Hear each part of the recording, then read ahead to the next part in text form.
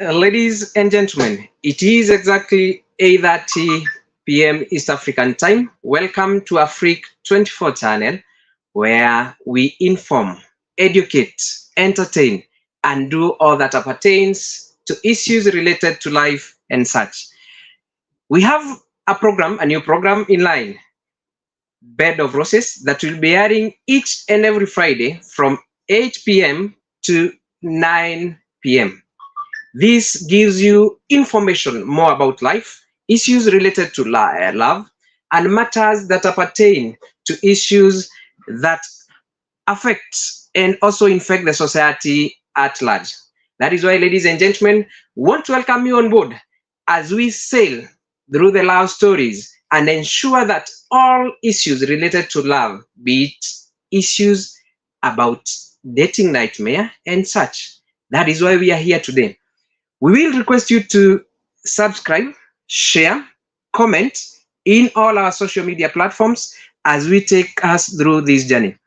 And as usual, I'm not alone in this program.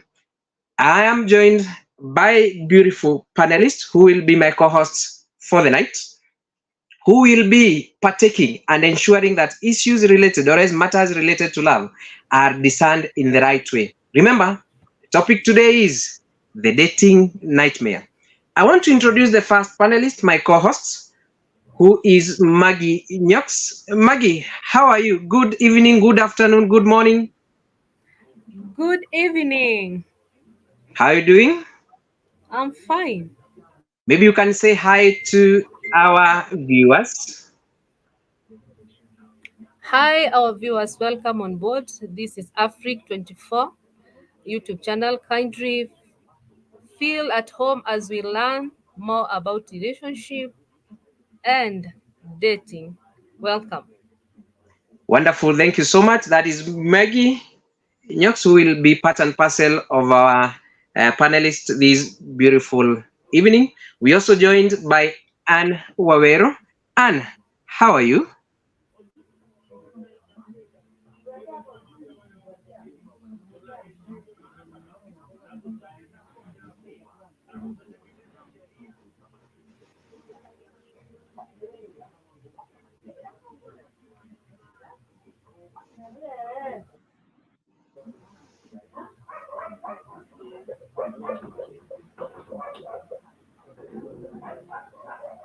Wonderful. Thank you so much, ladies and gentlemen. Remember to subscribe, talk to us into this bed of roses and the dating nightmare. And maybe we'll start with Nyox. There have been issues each and every day. The last few days we have seen in the news issues related to killings, A and B issues. Where have we gone wrong? Has dating become a nightmare? Was it supposed to be a nightmare or was it supposed to be a blessing? Well, to me, I can say it has become a nightmare nowadays because I think people are not patient when it comes to relationships. So they find themselves learning mambo ya haraka haraka. They want mambo ya haraka haraka, and that's why you see people ending up being killed, because they are not taking time to learn someone. To me, I can say it is a nightmare. Dating it a nightmare nowadays. It is not something that people are happy about that much. It is a nightmare to me. Yeah, that's my views.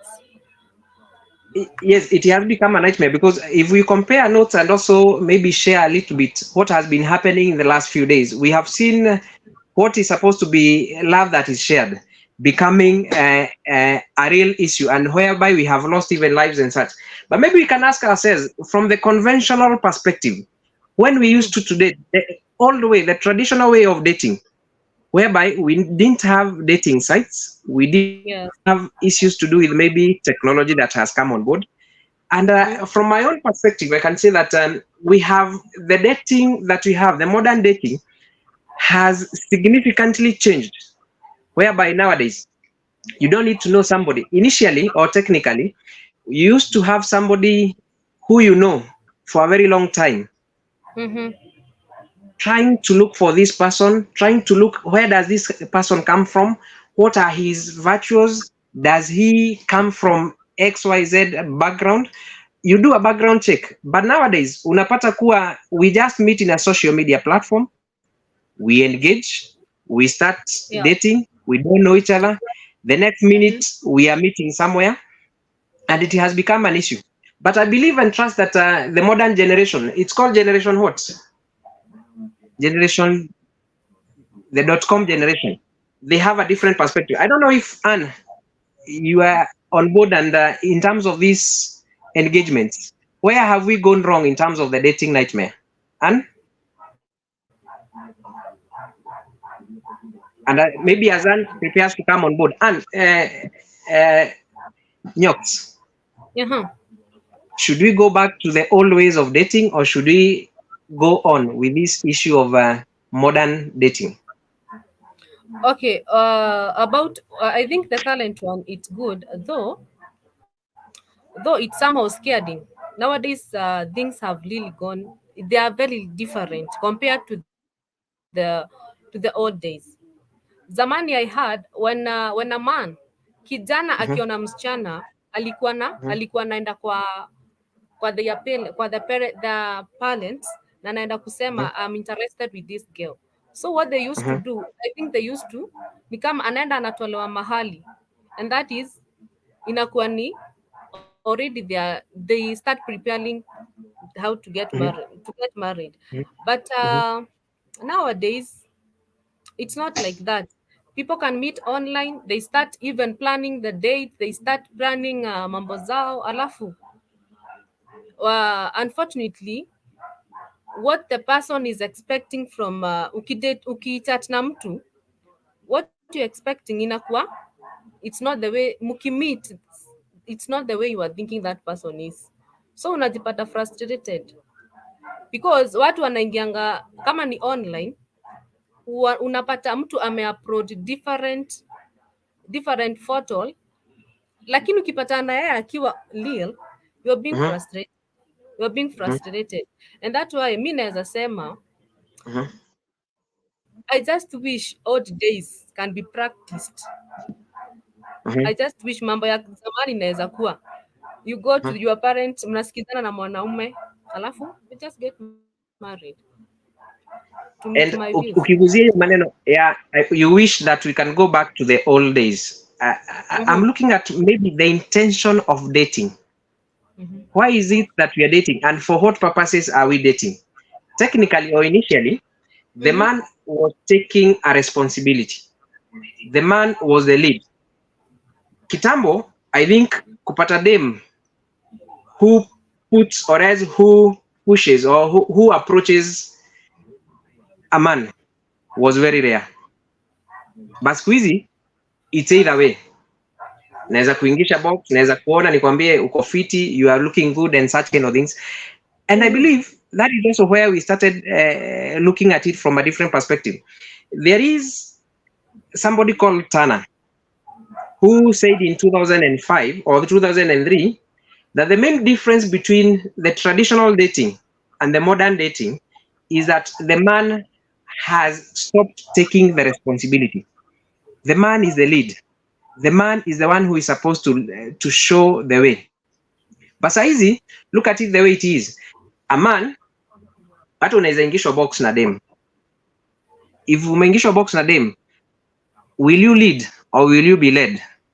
Chances are utaambiwa tufanye hivi, tufanye hivi, tufanye hivi. And actually fundamentally, even if you look at the traditional home, the man was taking control. The man was the one who was saying, this is the way it's going to be. This is the way we are going to project. But that one has changed. Two, you look at the motive of dating. Why is it that people are dating? Why are we coming on board to date?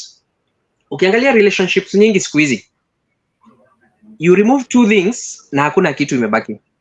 Mm. Issues ya sex na issues ya drugs. Unapata tu wase they cannot do anything else, they just meet, nothing else. Tupatane, tunapigana simu jioni, we want to call each other in the evening, where are you, can I meet you, we go, we take 1 2 3 for the road, and after that it is just sex. You put two people together, quite a number of them, you have those two issues, you remove them, there is no relationship. Are we heading the same direction? Are you also of the same idea ama yako ni tofauti kidogo? Okay, to me I will concentrate with mambo yenye inafanyika saa hii. Unaona hii modern of slay queens and Mhm. the .com. Mhm. For them they say kuna slogan, mwanamume ni mfuko. That is the slogan they are using. So when okay, I will use the current situation in Kenya. Right Mhm. now we have economic crisis. Now maybe there is someone somewhere want to maybe to feed the kids. Now maybe he or she, I mean she is a single lady or a single mother. So ana ile option ya anything for money, and that's why nowadays unaona they can do anything just to feed their families. And ndio Mhm. maana unaona there is even these dating sites, they just go to Google na wana Google kama Tinder, wanaingia huko wanatafuta wazungu wenye wako na pesa, and that they start chatting, they are chatting online, alafu wana plan kupatana physically, then wakipatana they will just do, sex will be like, hiyo ndo itakuwa kifaa. When they sleep together they get money, they have quench, satisfy their families, because anything for money. And that's why you see even they are dating and they are having young ladies from 20 to 30 all above, especially the young girls who are in school. Some of them are getting pregnant because they have been promised that they will be given money, na wanataka ile life ya crassy life, and that's why they will do anything for money, Ndo maana unaona mtu ako na nywele ya 70k na ni mtoto wa shule. Wakifunga shule ako na nywele ya 70k, whereas for us who are working, we cannot even afford that. Why? Because aliona mtu a sponsor, wanasema afadhali mbabas nowadays. So they will Mhm. opt to go to that mbabas to get that 70k or to get less than 70k for them to satisfy themselves. So I think sai things are totally different. Things are totally different because you will find unaona hii Tinder thing, and kuna apps nyingi sana sana sana za online. Mhm. So you just aujipei time, you not giving yourself time to run that person. So you'll just go like that, unaenda tu hivyo just because you want to satisfy yourself, you want money and all that. Na ndo maana unaona when some of these people met online alafu wapatane physical, some of them they even have heart attacks na wengine wanakufa because what they were expecting it totally different. Yeah, someone is asking me stray queen ni nani na nani nyoks. Somebody anauliza slay queens ni nani na nani nyoka. Hebu jibu hiyo. Okay, to slay queen, sasa nitasema aje, tule today tule today sasa nitasema aje, to slay queen, yani even the kuongea wanaongea like slay queen, even Mhm. how they are wearing and Madem, their clothes and madem even wenye. the whatever madem wana tula Mhm. today tunaongeanga uto tunaitwa to slay queen, unaona Nakucha uto. hivi. Mhm. So I think I echo those sentiments na ni ukweli, and also we bring on the aspect of maybe what we call the peer influence in terms of dating, whereby tuna date, but I also want to look at my next neighbor or mtu mwenye tuko na yeye ana date in Okay. which perspective. For example, kama mimi tuseme at my age or something of that sort, if na treat demu wangu in a certain way na niko na beshte yangu ama beshte yake ako hapo na anaona vile namtreat, I will definitely try to influence how this dating comes on board. So kitu cha kwanza inakuwa dating yetu is not inborn. Dating yetu haijatoka from the heart. It is the situation. It is whatever I want. It is cosmetic. In short, nataka kufixiwa, or else I want a relationship that can fix the way I am. And that's why in the issue of the modern dating, issues as situationships zina come on board, whereby I just want to be in this relationship because it is suits where I am. Mimi kukudate, for example, Nyox, this is for an example. If nakudate, naanza kuangalia kitu cha kwanza, what is it that you are bringing on board, eh? Which is Exactly. this position that we bring ourselves into. If tuko place moja, tunaishi place moja na tumejipata tu pale, tunasema well, we can fix ourselves into this to date ama tukae pamoja or something of that sort. So kuna watu wengi in the modern world wamejipata into relationships zenye zimeletwa na hiyo situation. So unlike the fundamental aspect of ile ya kitambo whereby people used to do a lot of background check, homework, and somebody has committed and said by the zile traditional ways za kuangalia mtu, kutafuta mtu, tabia, hulka, kuangalia mtu, how one behaves or something of that sort, those days are long gone. But at the end of the day, for how long are we going to allow dating to be a nightmare? Anne? Yes, I'm back. I'm so sorry, guys. I had issues with my microphone. No I had to worries. change devices. Where are we? Tuko bado kwa hii Plug me nightmare. in. Nightmare. Yes. Na tunauliza tukiendelea, what is your angle as much as we come to the other aspects from the traditional way to the modern way of dating? Where have we gone wrong? I think like nowadays people are meeting online. This person you don't know anything about them. You are just meeting them for the very first time. And then, as we have heard these stories that have been on the headlines, mnaenda Airbnb. Huyo mtu mjui, you don't even know how kama wanachizingi or there's something wrong with their anything, and then you just go. People have really changed, especially the Gen Z, and it's quite unfortunate because people are no longer meeting the way we used to meet not so long ago. How people used to meet in maybe church or clubs or some other places. So I think we are heading in the wrong direction if we continue like that. But another thing, the world has become a global village. So people are still meeting people from different continents online. I don't know what we need to do to really move from this nightmare, because we can't stop this. This is how things will continue going. Like not even the killings, but people meeting virtually. Because I could be living here. I'm going to work every morning. I'm very busy. I don't have time to go and hang out with my age mates. So what do? I log into an app. One, Jesse, Tinder. There's others. I don't know the rest. And then you join into an app and then you meet someone. So tell me how we are going to escape all these things, because you are meeting people that you don't know. Kitambo, people used to meet people that ni mtu ni neighbor wako wa ushago or something, or you grew up together, you went to school together, so mnajuana. But nowadays, unapata mtu hata hujui anything about them. They might tell you hata nilienda shule, and maybe they have not even been to school. They might tell you, oh, I go to church, and they don't go to church. I don't know if you're getting me, Maggie. Hello. Yes. So, can you hear me, Maggie? Yes, I'm hearing you. Yeah. So it's hard for us to escape the nightmare as it is right now, how things are heading. We are heading to the wrong direction. We are heading in the wrong direction, and I don't know how we can change this.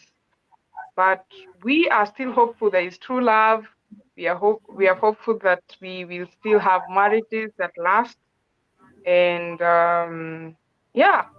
because marriage is one of the things, as an African community, we really hope that people are together, a man and a woman. I know if I start talking about that, I'm a bit controversial with the ongoing things that are going on in terms of relationships. But if we go the way we are heading, I think we are really heading to very bad times. And the dating will continue being a nightmare. True. So, if I ask you a Yeah. question now, do you think nowadays true love really exists? Yeah, I believe in true love. I believe There are still people out here looking for somebody they can love genuinely and have a family with them. But on the other hand, there are people who are just there to have a good time. You People, know, especially, yeah, yes, there are people, kuna watu mm-hmm, wezi sikiza that true love exists just yeah, because he or she alihatiwa. When it comes to mambo na relationship, there are those mm-hmm, people who got hati yao kuwa very light, they give in mm-hmm, very quickly, and there are those mm-hmm, people when they love fully, they don't know how kubahatisha. yeah, yeah, So when you hear people talking about relationship na venye walifanyiwa in a relationship, some of mm-hmm, them when you hear their story they are very sad. yeah, Some of them wanna give in like as if there is no tomorrow. When they commit mm-hmm, themselves, they commit themselves fully to the relationship fully, yeah, because they know true, this someone huyu mtu. mm-hmm, Okay, it's like they are laying the foundation of their marriage, huh? mm-hmm, And that's why ukiona watu people testifying out there wanasema I will never get married because mtu fulani alini hurt, so yeah, I'm fearing to start another relationship. How is yeah, that? yeah, Because because, how can mm-hmm, you tell that someone who is there, who is almost mm-hmm, giving up, na anasema mimi I will never date, I will never get married because yeah, there are guys who have really frustrated me and they have broken my heart. So, mm-hmm, and you know kuna watu wanasemanga for me for me to be in a relationship, I need to be assured that this person tukianzana na yeye hatutaachana kesho. Ai, who has that assurance? No Something one. Hakuna mtu anaweza kuambia ati ai, hakuna. One thing people forget nowadays is that Mhm, a relationship is work. You can't mhm, just sit there pretty. You can't be there and just there sitting pretty. You have to work. And it's not work like going to work, but you have to be very intentional. Intentionality is very important in a relationship because kama mmeambiana mna meet leo, you're meeting today mhm, for a cup of coffee. You will not start saying sina fare. mhm. Yeah, You will not start utumiwe saying fair. hautaanza kusema utumiwe fare because you're Mhm, also in the relationship. So you will show up for the coffee. And maybe you might share the bill because we are having hard economical times. Mm? mhm, So yeah, so it's a very intentional journey. And if you don't want to be in such a journey intentionally, I don't mhm. think dating is for you because every day is work. And there is no relationship that is perfect. Let me tell you the truth. There is none. There is Okay, none that is kuna perfect. kuna kuna this group inasema kama utumi fair sikuji. So Uh-huh. na wengine But, wanasemanga mhm. nipatie atitumia fare yako, ukikuja nitakurudishia. Uh-huh. Wanarudishanga. Ai, hapana. So in the first place, if you have the money, why were you asking kutumiwa fare? Hata mimi siwezi kurudishia. Abu nikuulize, okay, I Yes. have another question. Mm-hmm. Okay, when someone is in a relationship with a man, Yeah. akona hopes mingi. I mean like 85% akon 85% akona hopes Mm-hmm. that this person I will we Atamuoa. will Mm. atamuoa. Yes. Unfortunately, anajipata like this person I had given it my all, anatoa finances. Kuna wenye Yeah. wakienda kwa mother in law wanaenda na shopping to win the heart of this guy, eh? Ati? Wait, I didn't hear you. Who is going with the shopping? See the woman, see the girl, the bride to be. Kuna Okay. hawa watu wanakuanga so committed to a guy such Mm-hmm. that hata akienda kuintroduciwa kwa familia ya kijana ataenda na Mm-hmm. shopping nono, for her to be Hapo ndio accepted, makosa hapo ndio makosa iko. Hapo ndio makosa iko because the reason I'm saying that in our African setting, siwezi kuja kutembelea mikono tupu. Hapo ni ukweli. But if yeah, true. my intention is I'm going with these things because I want this guy anipende zaidi, hata kupenda atakutumia tu because anaona huyu anajipeana tu, anakuja na vitu kwetu, anafanya. So unless you guys have agreed, I don't see why hiyo ni kujiforce. You are really forcing things. As much as you love someone, I think things should just flow naturally. Kuna hapa siku hizi kuna hii song inasema huu mwaka lazima tufosi, and that's why you see and that's why you see hii mwaka ni kuforce mambo. And that's why you see people nowadays they are learning to dating sites app. Yeah. Kwa sababu wanasema kama nimekosa mtu wa kunioa, so the last option I can learn to is dating site. Yeah, sure. And that's why you see majority of ladies are singles out here. If you can bear with me. And that's why wanafikanga age fulani wanapata, oh, now I'm 32, I'm 33, I'm 35. Yani there is no one who even approaching me. Sasa unaona, anasema the only hope that I have is to go to type that Tinder, to type that bubu, sijui inaitwa nini, ni mob. Ataenda tu akipata mtu na hajamjua vizuri, akipata tu mtu just ameandika hapo, na mwingine hata ako na familia. Like for example, this lady maliwawa hapa, let me give an example because hii ni kitu imekuwa ikihappen, inaendelea. So, you see this person, I think they met online, na wakati ulifika wa ku meet physically, so they had to take a room. Na maybe for example ni kama Kenya inaenda mbio. Syllabus inaenda mbio, mnapatana na mtu na mnaenda room. I'm telling you ni ile money talks, money talks. They can do anything for money. You want to look like, mi nataka kukaa kama Ann, hiyo wig yenye anavaa lazima nikutane na yeye, lazima I understand the societal pressure. Yeah, societal pressure. Sure. I will just go and use the opportunity I get. I will just use, an offer. Anything for money nowadays, anything for money. And that's why you see kuna cases mob sana watu wanauawa. Kuna cases mob because huyu mtu anasema si tumemalizana, ulikuwa unataka pesa na utazitumia. Na ndio hiyo pesa. They end up killing. Mara ya kwanza, first of I think saa hii modern dating imekuwa nightmare. It is sijui kama it is a demonic, I don't know how I can put it. True, it's really turning out to be very bad. But I don't know how we continue from here. I don't know, as I was saying, it's very hard to navigate dating nowadays. Because people have changed how they viewed dating. They have changed how they viewed even societal, what is the word? Our African, how we grew up, it's no longer there. Nobody cares. Hata mtu unaweza pata hata na mtu na anachapwa na bibi yake or something is happening to them and people no longer care. Yes, na akirudi kwao anaambiwa where you got married, we don't have your bed, can you go back to your we don't have your bed, and then muombe and then muombe ndoa yenu.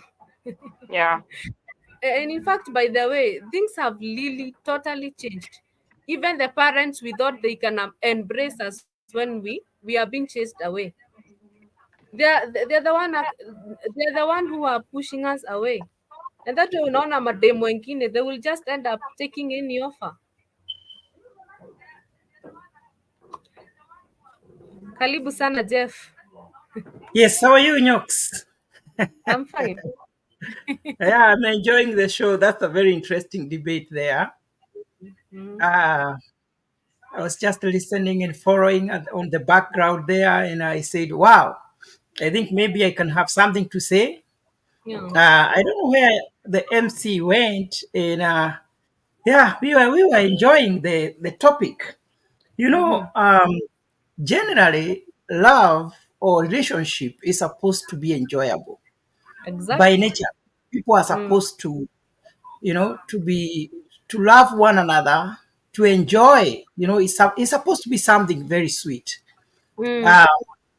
but it is how we take it. It's how we take it. It makes everything become very, very bitter. Sometimes, instead of being sweet, instead of us enjoying the relationship, it has turned to be something else that Mm, uh, is not what was meant to be. So you realize that something that people were supposed to be enjoying, that people were supposed to to have that union, that unity, that mm, love is no longer there. As you are talking about even the social media where people meet on mm, Facebook, people mhm, meet on these social platforms, and then things go wrong. For me, I say this: it is mm, not bad for for us to meet on anywhere we can meet. Is even the Bible does not stipulate where we should meet. We can meet anywhere. I can meet anybody on the Facebook, or you can meet your boyfriend on the Facebook. But now the problem is the process. We meet mm. today. People want to meet today, and tomorrow you meet on Facebook They today. want to say yes, I do. Tomorrow you're on bed. Mm, The speed at which we are moving is threatening. exactly. Mm, I don't know whether it's because of self control, but what I can tell people, the moment you get somebody, especially on Facebook or any social media, maybe TikTok and mm, those platforms, take your time. Know this person, you know. And when we talk of the old days, what people used to do is to take time. mm. So the problem is time. People don't want to take time to study one another. Because if I meet today with you and the same week we are on bed, you will even sleep with the devil himself. And Oh, that's true. Yes. not only men, not only ladies who are threatened, even men. Everybody should be careful. How do you just go with a stranger on bed? You are supposed to take your time. How do you even enjoy? Some people meet today and they have sex Well, today. well, Hey, Mr. it Moro, used to can be I add a like point there? There that. is this point umesema, Mhm. there is this point umesema watu wanapatana Facebook, alafu within a week ama few days wanaenda kwa kitanda, right? Na Okay, unapeana hiyo kitu bio some of bio. these people, they are not doing that because they want. Maybe some of them, they are under pressure. Huh? Some of them, they are under pressure. When they recognize their spouse are cheating, the next step what they will do, wataenda Jokes. kufanya hivyo for them to What pressure will wakilisha the force sperm. you? What kind of force? What kind of pressure will force you to go and sleep Pressure with a wewe, stranger? kuna pressure kana kujanga, una feel like unataka tu kufilisha. Now, uh, yeah, it's for me. I would say it's very crazy. It's very crazy nowadays that people are That not taking time. People are supposed to take your time. Don't be in a hurry. During our days, let me just mm, take myself as people of the old days. During our days, even to see a thigh of a woman, it was a big deal. Anything above the knees. But today, we see everything on TikTok, everything on Facebook. yeah, People yeah. have Ati exposed everything. wanasema mapema ndio best. There is a So slogan, wanasema mapema even ndio when best. we are going on the bed, there is nothing new I'm expecting. I have seen everything. Even- Ah, it is it is supposed to be something unique, but nowadays I don't know how I can explain that the modern dating is chaotic. The modern dating is disorganized. The modern dating is not serious because we meet today, like we say, is a come, is a go. We meet Mm. today, we get married the same month, then after 1 year, we are done. Yes, and that's why unaona watu wengi You know? wanauawa. We have a lot Now, of cases. cases. A lot of cases. There was a creep. There was a creep I came across that was saying msichana alikuwa na cheat boyfriend yake wakiwa on a relationship. And when the boyfriend knew that, alimpangia an out.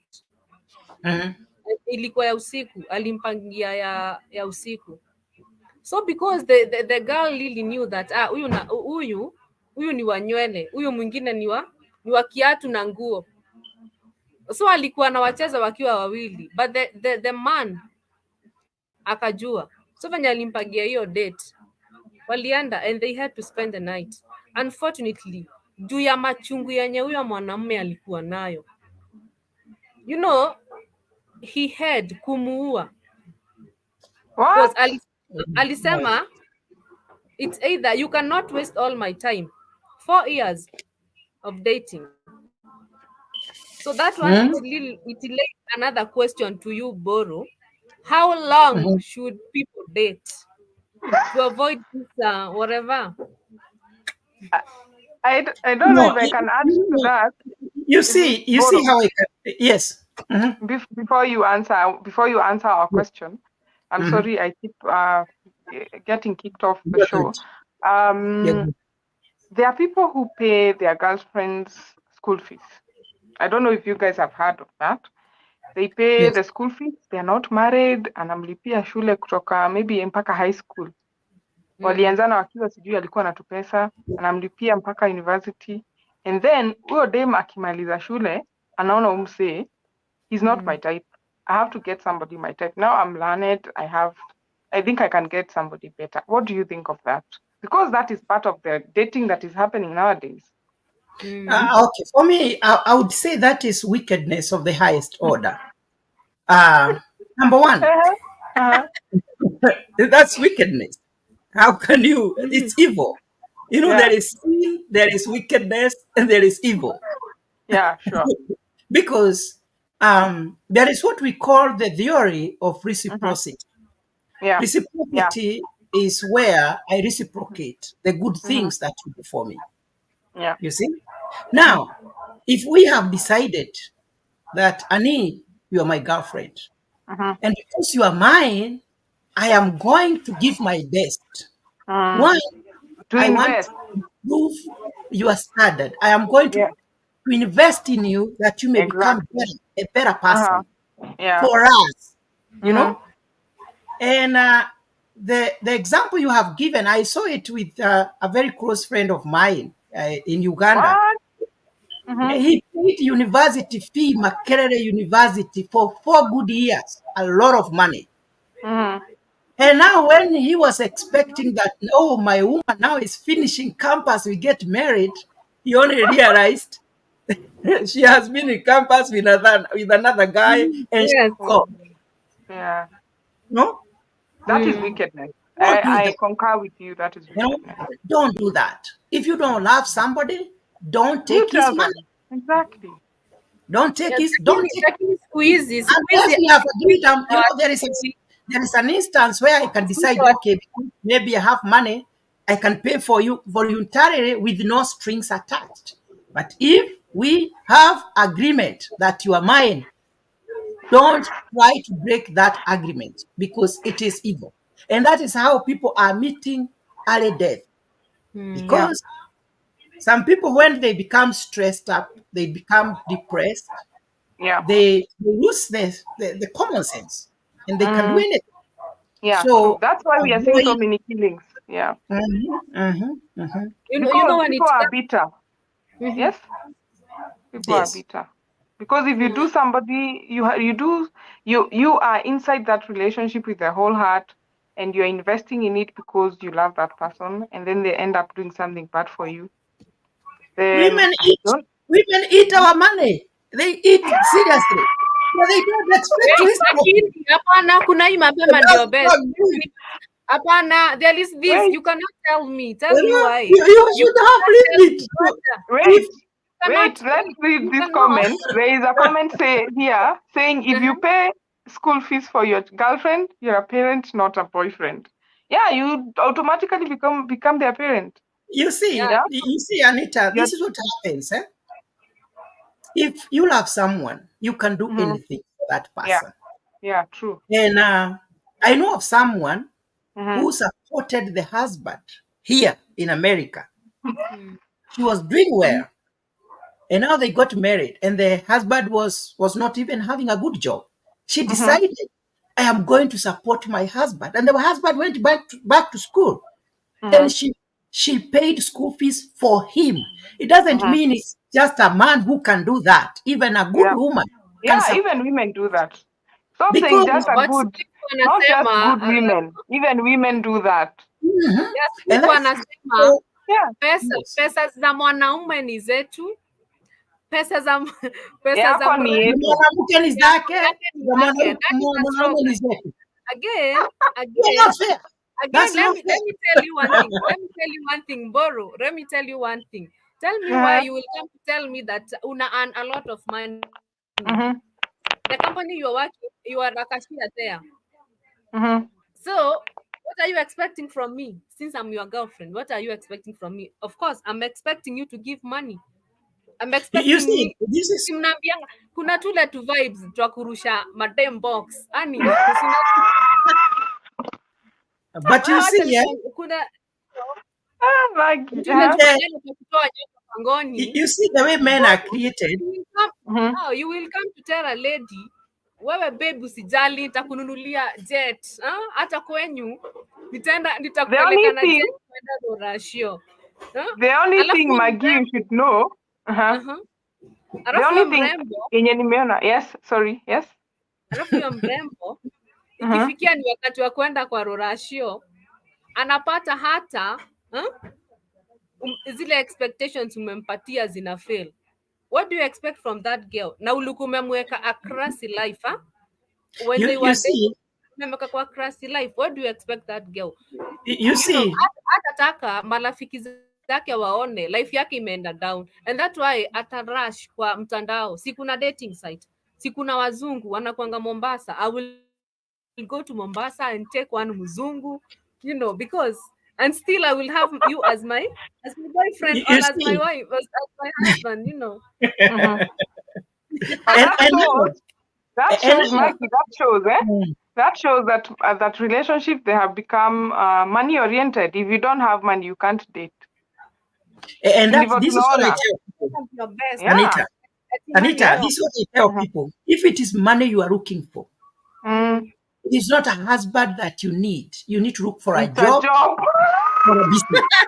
Hapana, there is this point. Okay? Kwa nini? Okay, for example, But if for it's a example, sahii husband venye you are looking kumetembea, for, things You that need are a going job. on nowadays, you watu need a job. wanauawa kwa nini? Hapana, Yes. hao watu wanauawa kwa nini? Kwa sababu they are Let- learning Poverty. after Yeah. money.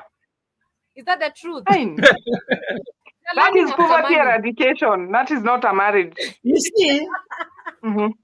exactly. So people get married or they get boyfriends for the wrong reason. Yeah. But if you enter in a relationship because you love somebody, you'll be in a position to persevere. You'll be in a position to support that person. You'll be in a Mm-hmm. position to encourage that person when he's down. Mm-hmm. You become part and parcel of the life of that person. You become one. Mm-hmm.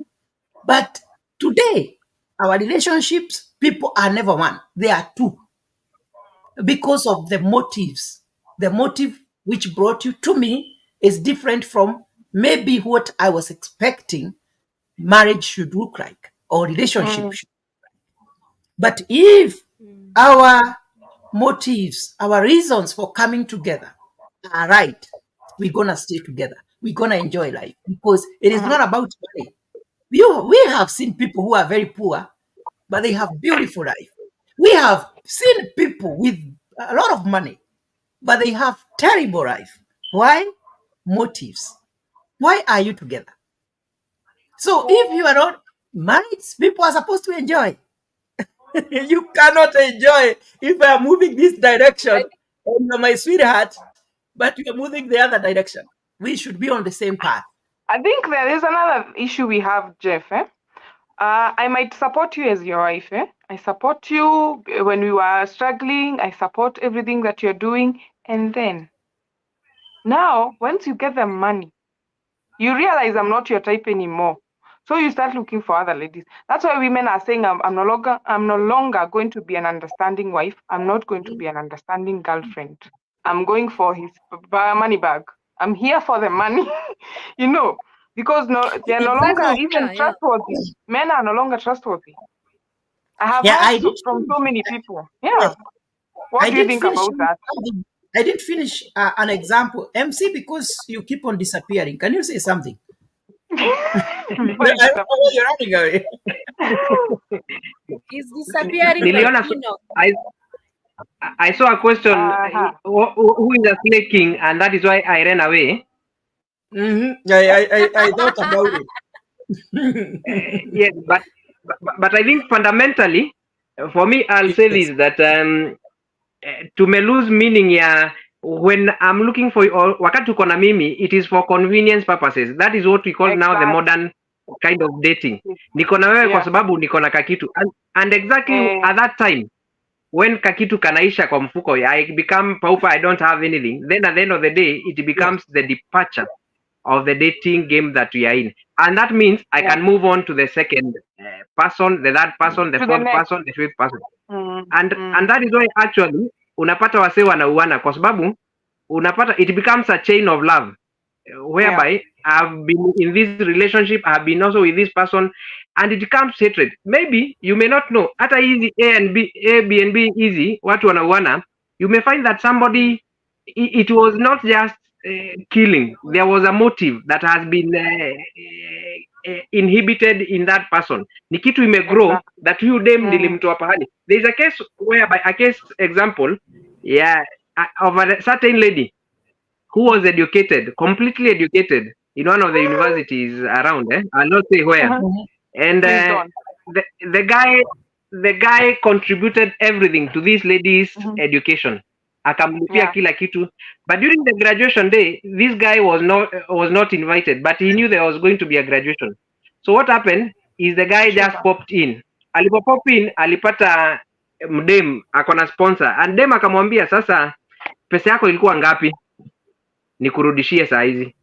Imagine such kind of a situation, and whereby we are in a world whereby the mental issues are so major. Huyo mtu the next thing atafanya ni kuchukua hatua, yani ni invest, alafu I see my person going away with somebody else, never. So such kind of things I think zimechangia hii dating dilemma whereby we date because of convenience purpose. But one thing we should be clear here is that we condemn the killings. There is no one who is supposed to kill anyone just because of condemn. Before we get there, we should avoid all these other things. And our director is saying we need to pay some bills, and then we come back in a few and take a sip of water. Fundi wa mitambo. Join us every Friday from 8 p.m. to 9 p.m. for a captivating journey into the world of love, relationships, and romance. Presented by the dynamic trio Maggie Knox, MC Jessie, and Annie Oweru, Bed of Roses. Promises to be your weekly dose of heartwarming stories, insightful discussions, and expert advice on matters of the heart. Whether you're single, in a relationship, or simply love a good love story, this is the show for you. Don't miss out on the chance to unwind and indulge in the joys and challenges of love, all brought to you by our talented hosts. Tune into Africa 24 every Friday from 8 p.m. to 9 p.m. Let us guide you through the enchanting world of Bed of Roses. Subscribe now and mark your calendars. You don't want to miss this. See you there.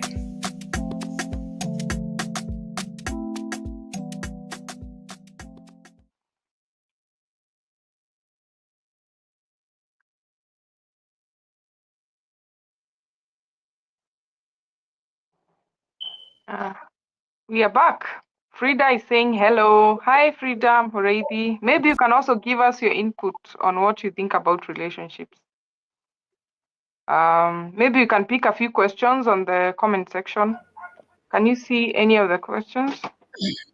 Yeah, as you check that, I just wanted to revisit what I was saying. That there is this guy who was supported by the wife. he got educated and he got a very nice job. And after that, he supported the wife, and the wife went back to school. And they're living a very good life. So that's how it's supposed to be. And the other thing, let people not be so much money minded. You know, value a human being, value a person, have some values, value yourself. As MC just said here, that people are sleeping with so many people. That's why people don't have boards. People don't have attachments because you don't value what you have. So Yeah. if you have given to 30 people, then you get married. You won't be surprised that if you are that such kind of a person and you're my wife, even if I leave, you won't even cry. You won't even feel it. Ai, I'm telling you the hapana. truth. Yeah. No. Unaweza kuwa I unaweza kuwa support na that. watu ukiachwa Gangster. nyuzi No, lima. no. It's not You're a big supposed deal. to cry. Gangster vibes. Hey, no, no. It is So I'm true. supposed to be jumping and laughing all over because you've returned. Kwa sababu hakuna attachment. Umezoea kuachwa mpaka ukiachwa huwezi lia. Ati, hapana. So you mean Umeng'ang'ana hapo unadhani uko na wife. unaniacha niteke? Hapana, that one is a no. Do you think I would What are be you saying?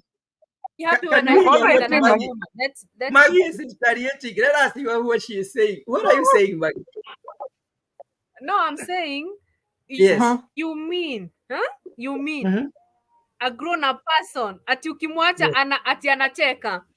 Unamwacha kwa sababu kuna Yani inakuwa hajafeel kitu, amezoea kuachwa na kuachana. So in other words, you're saying when Jeff. nikikupata na mwanamke mwingine, I'm supposed to be laughing as well, because nimezoea No. kuachwa. Unaoga na unarudi soko. Na kurudi Kabisa. soko. Exactly. Alafu That is tena the modern, okay, that is the nowadays modern hebu imagine version. Ati siku hizi nikaoga na unaona nirudi wanaume- soko. unaona wanaume wakiona okay, when a dem akioga arudi soko, they will become jealous kwa sababu hawataki kuona another family ikiwa happy. So unaona hawataki kukubali wameachwa. And I think maybe hapo ndipo issues huanzia, because if at all umeniacha badala nirudi soko, look at the kababa kamama generation that we are having, whereby sina ile stamina ama I cannot be able to sustain stress. I cannot be able to articulate, because fundamentally this relationship that I have been in is based on cosmetics. Sasa umeniacha, nione mwingine ukimshukisha na hiyo gari yako, umeniacha, I see somebody else doing it. So it can never happen. Nowadays there is no ni kuoga na kurudi soko, a better soko that you'll be looking for. Otherwise it is chaotic. Yeah, and that's why people don't know these things are emotional. Innocent people and good people, they meet criminals, they meet crooked people. Yeah. You find that a very innocent girl has gotten somebody who is used to women. And now she thinks, oh, I have gotten a husband. Kumbe wewe uko na criminal kwa nyumba. Amezoea kulala na wasichana na kuacha. In the same context, unakuta ya kwamba mwanaume innocent huwa anakutana na kidem kiradical. These people used to say, let me show you another money perspective. can't buy love. They used to say money cannot buy love. But siku hizi money can buy love. You can agree with me on this. They used to say money cannot buy love, but siku hizi the other way around. Most people are together because of money. The moment money is gone, relationship is dead, which is wrong motive. I wanted to bring another perspective in relationship today, because I interact with so many people in the kind of things I do, and I'm very close to both gender. Men, I'm very friendly to men, I'm very friendly to women. All people are able to tell me their stories, and I listen. I give people my ears to listen to them. I like guiding people. I like listening to people. So there is this friend of mine. I asked her, how comes you are married and you have some other two boyfriends. And she said, yeah, one is a husband. The other one is very good on bed. And In bed. yeah, in bed. And then the other one is what? Is very handsome. You So I like him, how he looks. Hebu angalia hiyo swali kwanza. And how comes, I was asking her, how comes your husband does not realize that you are sleeping with these other two guys? Mm-hmm. He said, I play my games very well. There is no way he can know. Think of such a situation. Think of such a I situation. think One person married, but is a woman. Maybe you tell us about men. I know men are also womanizers, and we men by nature are polygamists. We're gonna go there. But this is a woman having three people, servicing all of them, and sometimes the same week. Perfectly. Perfectly. And the husband will not know. Mm-hmm. So what do you think that Huyo person is ako yake. lacking? Because as much as we want to blame that person, what exactly triggers those things? You should ask Is yourself there that. anything Because justifiable? a normal person cannot just wake up one day and decide today I'm sleeping with 3 people or 2 people in a day. What is happening? There must be something. As much as we are condemning and saying that it's a big deal and something that is, and you just said that men are naturally polygamous. Unless do they you are know? killing God so much. Yes, we have seen it I'm by a man. Let me tell you, as much as I'm a pastor, let me tell you something about men. Men, the way they are created, and maybe MC will tell us, maybe otherwise, men, unless there is something that is obstructing them from going for that beautiful woman that they see, they will go for her. By nature, they are attracted by what they see. And that is why I normally tell women, when you are with your husband, dress well. Don't say nimeshafika.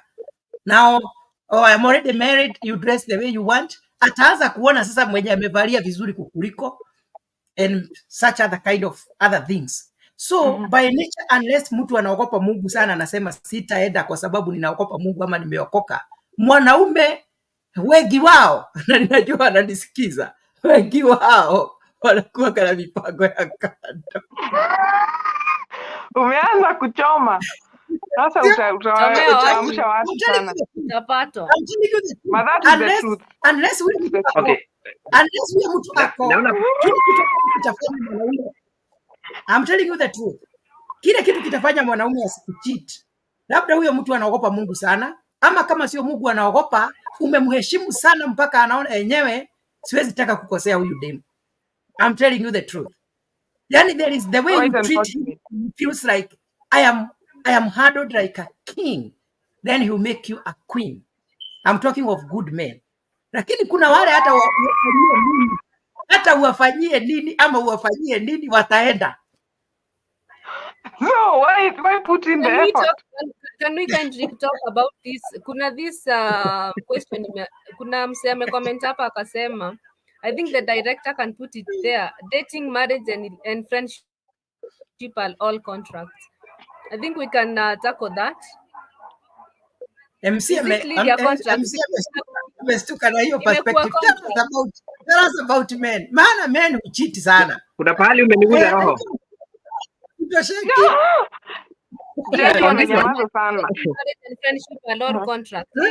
Nini dating? Siku hizi imekuwa ni contract. Maybe what I can say about this is the main motive ya kudate is the one that dictates, is this thing for a contract or something of that sort. And this is where I say most of the time you will find people are debating, should I love with the mind or the heart? What should I engage? And in that perspective utapata kuwa msee na kuchukulia vile ulivyo. That's why people will definitely come on board and say that I will date you for 1 month. Nimejiwekea tu kwa mind simply because of what you are bringing on table.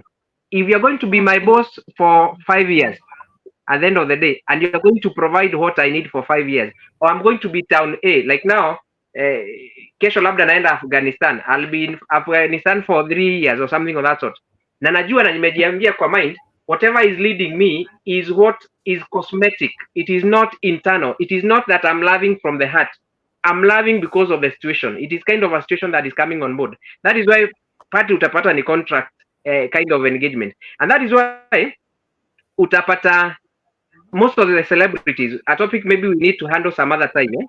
Look at the celebrities and how they are handling their relationships, love lives and such. Unapata celeb, kwa sababu celeb ako juu tu, wanakuja wanafanya kikwitu, wanachukuana, wanaenda up to the apex. After 2 years or something of that sort, they come down, falling, all of them, and that becomes or else qualifies a contract. It is because we have forgotten fundamentally why we are supposed to be together. Tunakaa sisi Yeah. wawili kwa nini? Kwa sababu ya tunapendana ama ni kwa sababu ya kile mtu analeta kwa meza? Kikisha kaput.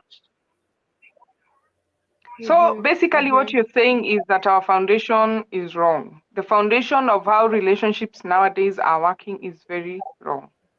First, as a Christian, I think we need to base our relationships with God as a Christian. Because one thing, you will have the fear of God. There are some things, if you know, I can't do this to someone because I fear God. But nowadays, people don't even fear God anymore. Siku hizi wamezoea, wanasema mwili mpya. Proceed, Nyox. Yes. Yeah, you see nowadays ni kama watu wamezoea hata wokovu. Even they are cheating when they are in the church. Yeah, of course. Unapata hata pastor mwenyewe ako na mpango wa kando na Sunday, okay, ni baraka. Wenye hawana, wenye wanataka wenye wanataka the youth, you will find him on her, setting that seminars for the youths. And na maybe hata amechukua one of the ready from the youth, amekuwa mpango wa kando. So nowadays, I think things are totally different. Things are really totally different. Why are things different? Like, is it that we have become so immoral, or sex has become so sweet? Yeah, we have become very moral. I think I agree with you, Jeff. Immorality is very high in this generation. Well, women have become so beautiful. But you see, this cheating is not just mambo ya beautiful. You know, okay, as I said, what is the contributing? Yes. There is something I said earlier. Compared to now, to the economy in Kenya, economy si poa. So kila mtu ata grab the opportunity ya sapa akipata opportunity. If there is a single mama there, akona watoto na wanataka unga. So ataenda wapi? Hata kama okay, even if we blame money. If she has to go out, you have to find something to blame. No, we blame the economy. We blame Ruto. Taxes. No, by the way, on a very serious note, on a very serious note, we need to think of what are the contributing factors that nobody wants to be satisfied with one person. What are these contributing factors, and what should the society do? Because where are we heading to? Because as much we need to help each other, help one another. What are we supposed to do? What are people supposed to do so that they can be satisfied with one person? Because we need families. We don't want a husband with children or a man with children who are scattered all over the world. Very true. One child I don't know is where, another one is in Kisumu, another one is kuna mwingine watoto wanatoka nini wanakuja 50. Yani, anyway, I don't know how to put it, but we need to think what are the contributing factors. Personally, I'll also say that okay, they say in statistics that in every 4 people one is always cheating. Sasa hapa naona tuko 4. Kwa watano, nani mwingine ameingia hapo? we have Miss tuko Elem watano sasa.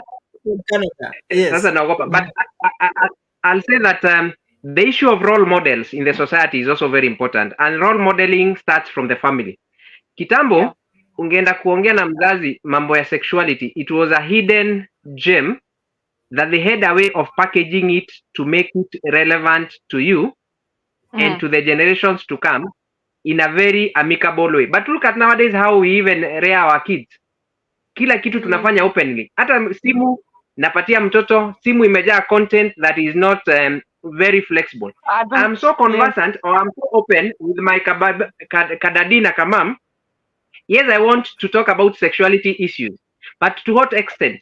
Unapata mpaka mzazi anaruhusu mtoto wa class 6 ati ako na boyfriend aingie kwa nyumba ama akuja, why is your boyfriend or something of that sort. So we also need to look at that, model our young ones into role models that are amicable and also acceptable in the society. Mtu mwenye ako na morals, mtu mwenye unajua behavior zake, but if at all the morals of a model X anajulikana, at the end of the day it is from one homestead to another, each and every town anaenda lazima aache mbegu or something of that sort.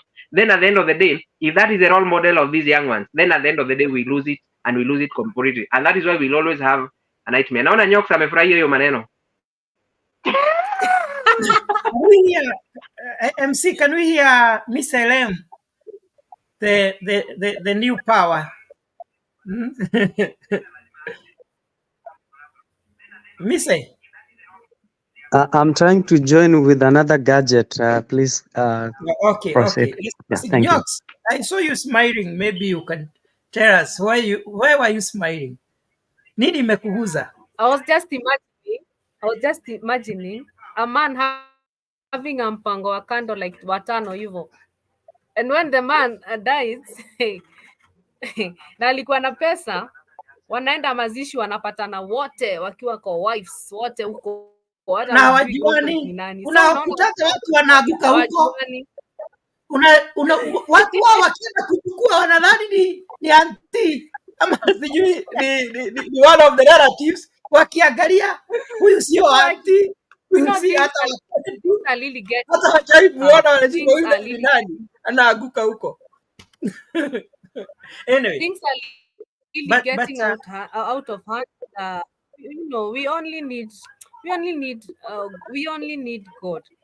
You know, things but for MC, everything to be good and stable. Yes. But also, you know, we really need God in this, and a lot of prayer needed. Yes, because but tell me why a girl will imagine msichana anatoka anaenda anasema ameenda kazi na anaenda kupatana na permanent, sijui ni permanent, sijui ni you know ni mseasonal, alafu in a few minutes huyo mbabas unasikia huyo mtu ashakufa. The other you know after a few minutes unaona kwa news. Yeah, we will discuss and see why people are being killed on as a specific topic. It's unfortunate that we are really losing a young generation, all because of love and because of money, because of relationship. Mtu hataki kujua mtu ametoka wapi. You know, it's always good to know someone. Na mtu asipeana details zake zote. Because I wanted us wanapatana online, wanapanga hata online, you know. MC, I wanted us also to look at it this way. Maybe we might say that nowadays people are so immoral than the former days or the older days. But remember our parents, they had the freedom to marry more than one. And like now, for instance, I don't know how to put it, but like if I say right now, my father had 4 wives. But for us, we are meant to believe in, okay, biblically, we are supposed to have one. So when you see people of our generation moving out, unasema huyo ni mbaya sana, ako so immoral. Lakini wale wazee wetu walikuwaga na wanawake kama 4 wengine 5. So nikiangalia nikimesha immorality, ile pia ni immorality kivyake. And this one is also immorality. So I don't know how you put it in perspective. yeah, I think there is always, I can say this, there is a thin line between traditional and modern in terms of that behavior, as you have put it, in a way of immoral. Kwa sababu look at it from a positive or else modern perspective. Saa hizi Yes. kitambo ulikuwa unaruhusiwa una marry 2, 3, 4, 5 wives, but nowadays Yes. jaribu kuintroduce your topic kwa your wife that I'm bringing somebody else home.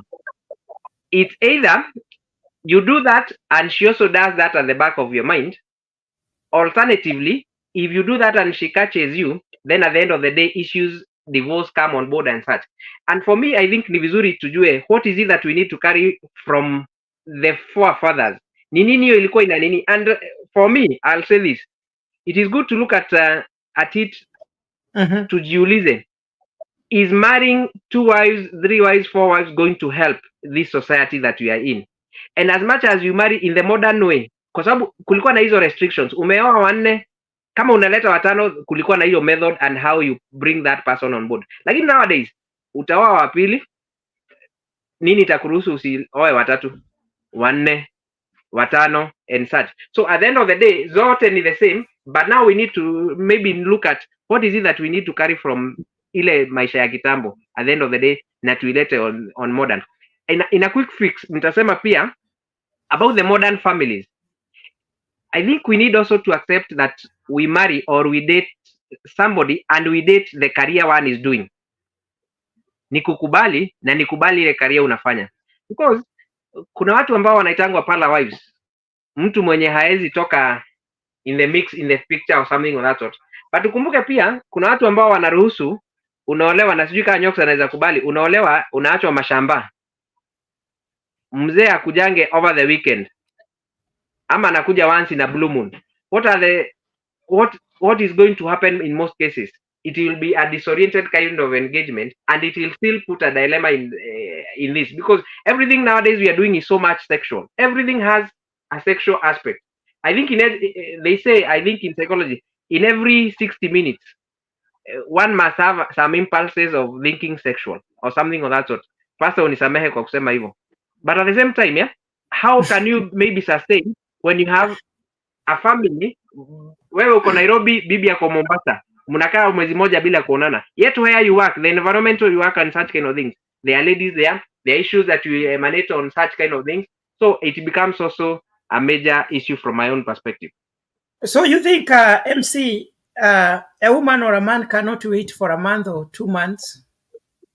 Because some people are far away, some people are far away. Other people are in different countries.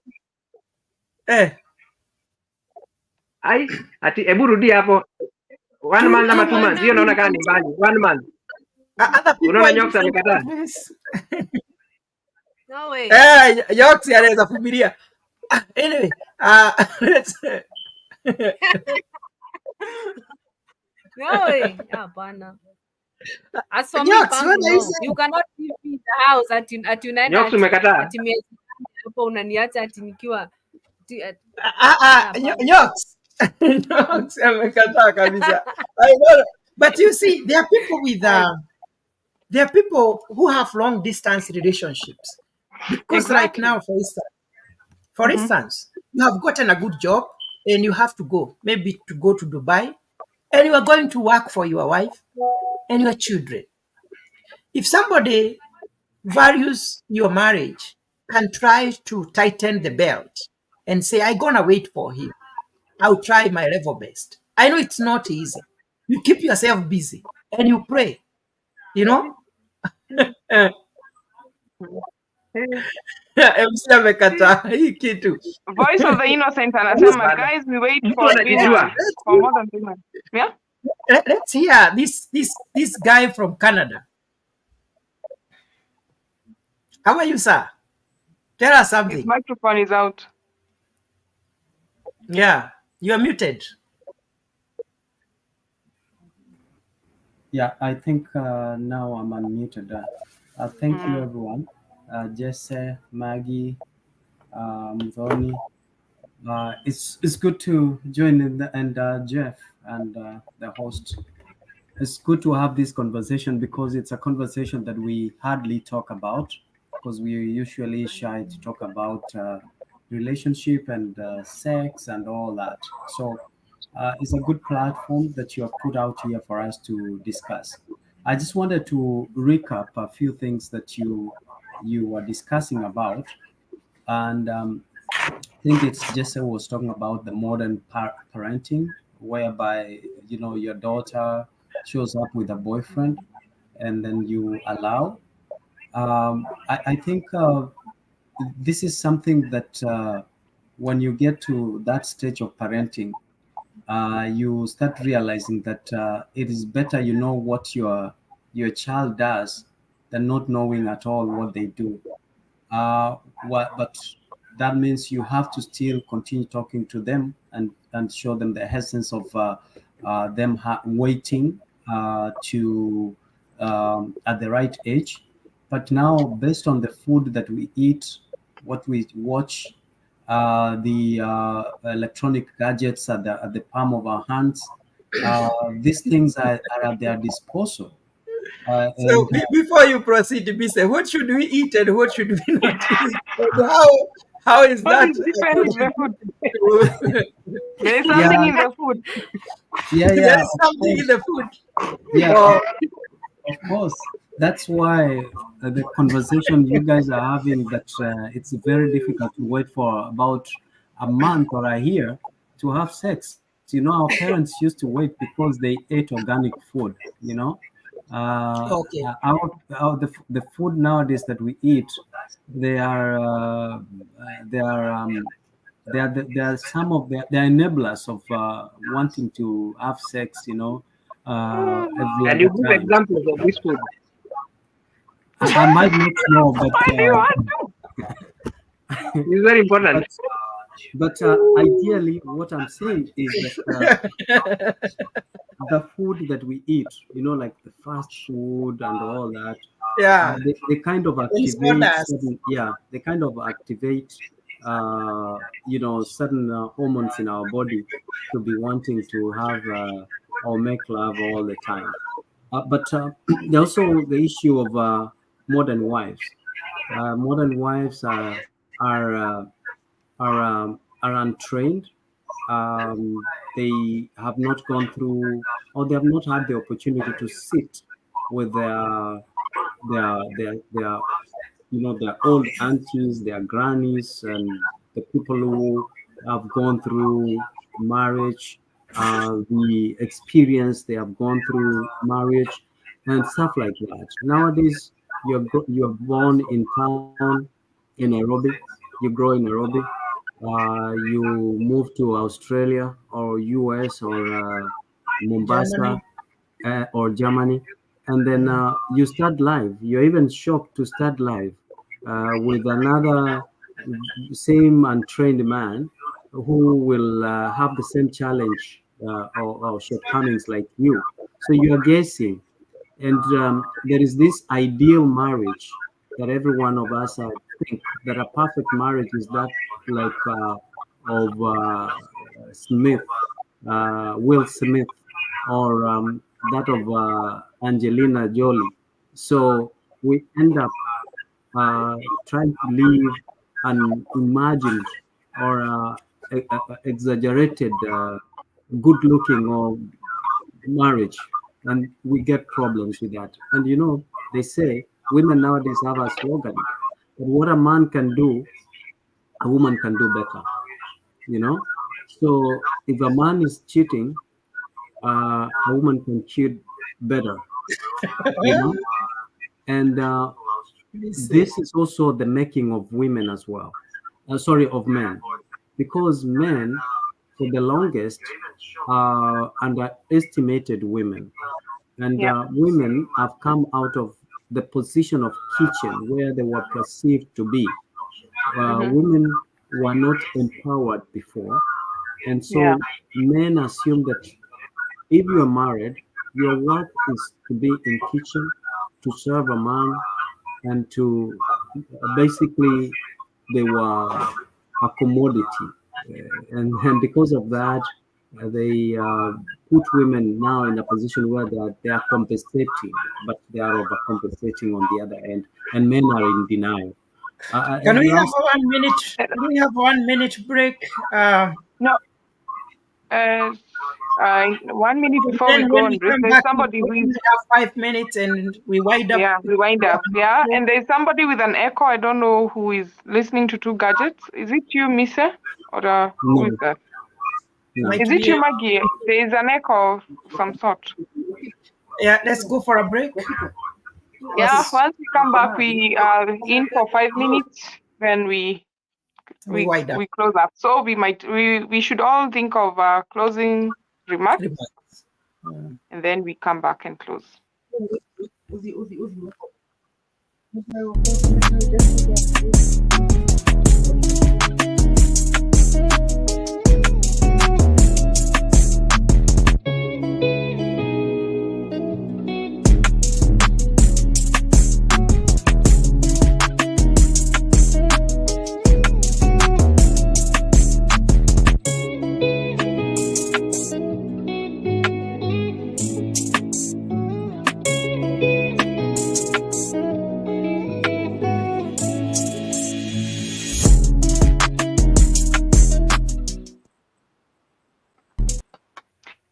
And back.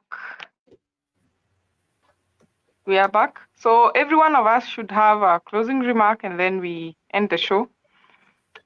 We have had a very good time. We've even exceeded our time, but it's good to be here. It shows that we have a lot to give to our viewers today and the coming Fridays. So if you're there and you're watching us, tune in every Friday and you will get more and much more of this information we are giving. Thank you for all those people who are commenting. I don't know if we can read a few comments as you all think of something to wind up with. Voice of the Innocent is saying basically this is just a belief that we can wait many days. We can't wait many days without sex.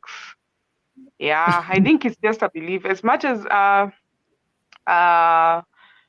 Miss, his name is, yeah, is saying that there are certain foods that we eat that are making us do that. I think it's still something of we've put it in our minds that we can't do that.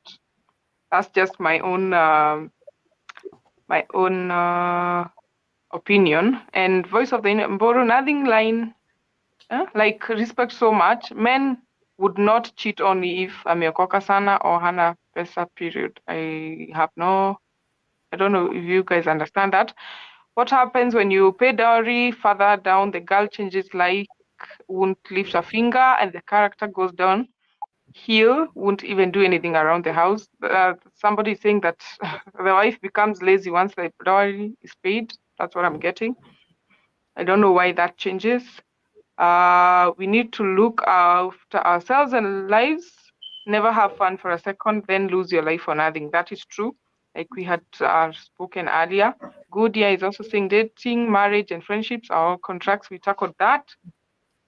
So I think that's it with our comments. Maggie, maybe you can go first with your last remark as we wind up. Okay, just to big up to all our fans and to tell them thank you for tuning in. If maybe you have a question concerning relationship, marriage, or maybe dating, just post it on our Facebook page, Twitter, or even on YouTube, and we will tackle it. It was a pleasure working with you guys. Thank you.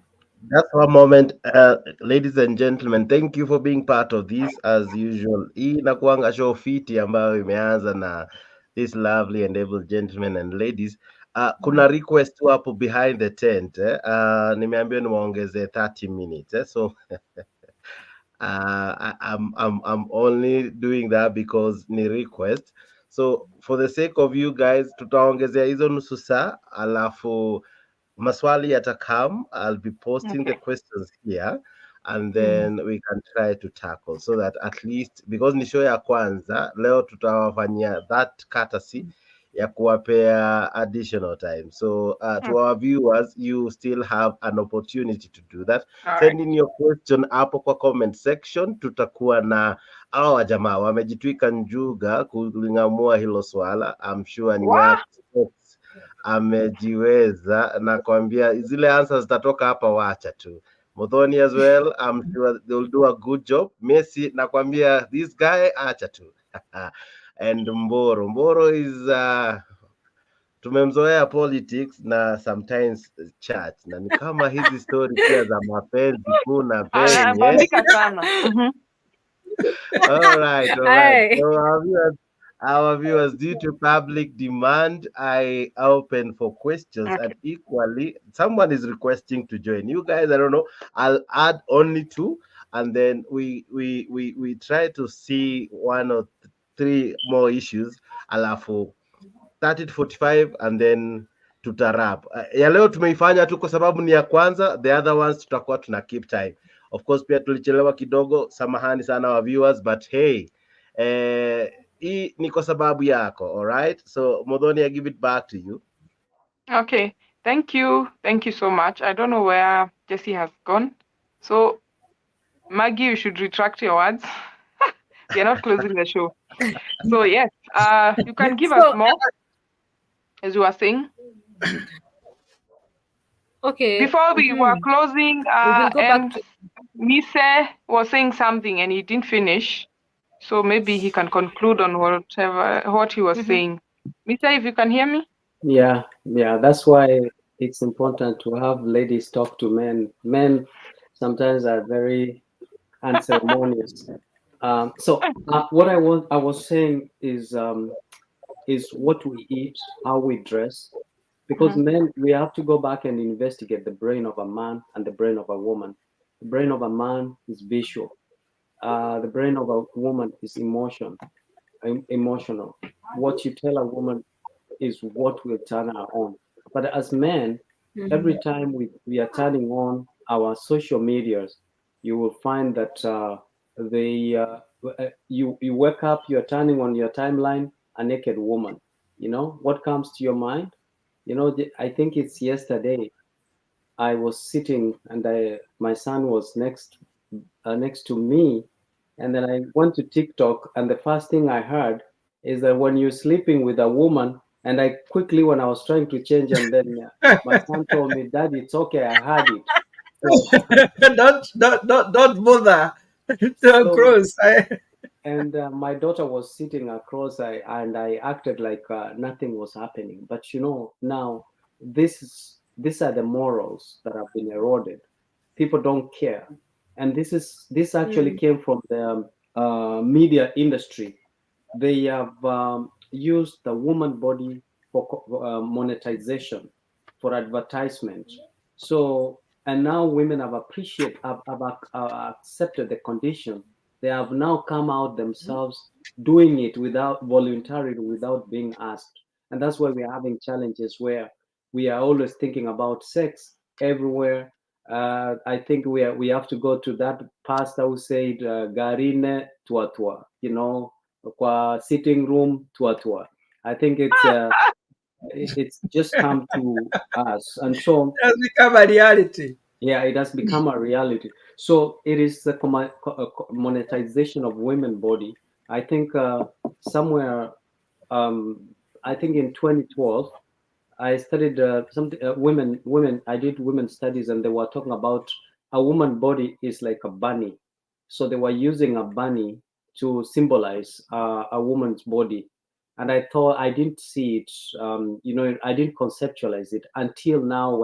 Every time when I'm opening now, like my Facebook, I have to look around if there is my daughter around or there's my son around, because I might be surprised with a naked woman. So I think it's also important that parents now, we need to go back to our tradition, our cultures, and try to teach our children on how they should carry themselves. I think it's important that we do that. Okay, that's good. There is someone here with an interesting comment. Mwangi Mudhama is asking, do women even believe in marriage? Mwangi. Yes, we do. Yes, we do. And I'm speaking on Yes, behalf of women. we, I and yes, Maggie we do. believe I'm one of them, in and we do. marriage. We believe in Actually, most marriage. women, yeah, actually Mm, most women, if you ask them, they really would like to have a exactly. family of a father, mother, and children. I know that is changing with how times are going. I don't know how we are going to do it as Africans and as Kenyans, but we believe in marriage. Hawa siku Ati hizi ni hawa kukula siku hizi fea. ni kukula fea. Yeah, watakula fea Not, because not the everyone. intention is different. Mm. Yes, Not Maggie? everyone, because not everyone. As you hear, even the Bible says they are remnants. They So are Nyox, remnants. Nyox ukuri fair. Ukinipatia nitakula. Ukinipea nitakula, lakini by the way, I'm just I thought you me were among the personally. remnants. Let me not make it personal. You're being too Okay, personal. they are Ukule mpaka remnants. fea By mpaka ya ndege. Woi.